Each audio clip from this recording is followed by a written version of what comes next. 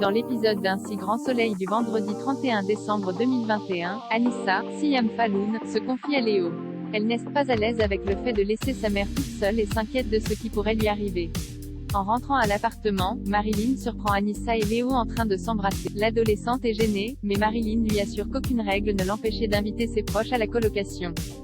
Curieuse, elle lui pose des questions sur Léo. Anissa lui explique qu'elle passe du bon temps avec lui mais n'est pas amoureuse. Marilyn s'en amuse et lui donne raison. Dans sa jeunesse, elle aussi a eu beaucoup d'adventures. Plus tard, à la bibliothèque, Antonin, Nathan Bensoussan, se montre très agressif avec Anissa.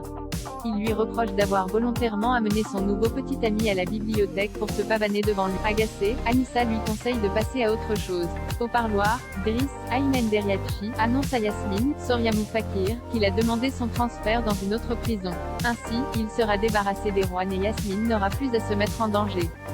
L'infirmière craint que Driss ne se fasse tuer en essayant de la protéger et lui demande de la laisser gérer les choses de son côté. Le soir venu, Moreau envoie Léo récupérer de la marchandise à Marbella, en Espagne. Le jeune homme lui explique qu'il avait fait des plans pour le 31, mais Moreau ne lui laisse pas le choix. Embêté, Léo passe un coup de fil à Anissa. Il lui annonce qu'il ne pourra pas passer le réveillon avec elle en raison d'un chantier près de Toulouse. Un peu déçue, Anissa passe le message à son colocataire.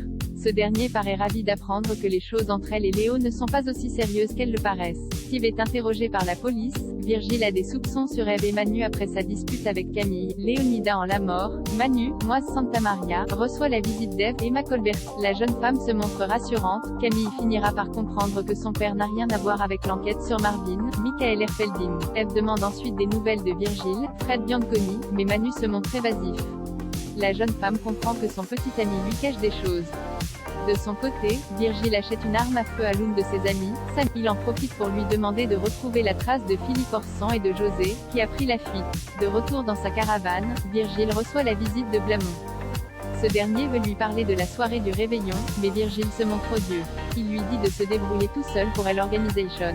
Une fois Blamont parti, Virgile cache son arme dans un placard. Dans le même temps, Élise Borel, Malia Roman, va chercher Steve, Yatsmaïn, devant chez lui pour l'interroger. Les policiers lui demandent où se trouve Marvin, mais l'adolescent refuse de coopérer. Il déclare qu'il n'a rien à voir avec les histoires de son frère, tout comme sa mère. À l'extérieur du commissariat, Manu cherche à joindre Camille mais tombe sur son répondeur. Il passe un coup de fil à Laetitia, Shirley Bousquet, qui lui explique que sa fille lui en veut toujours d'avoir compliqué son histoire avec Steve. Au même moment, Steve et sa mère quittent le commissariat. En les voyant, Manu monte dans les tours.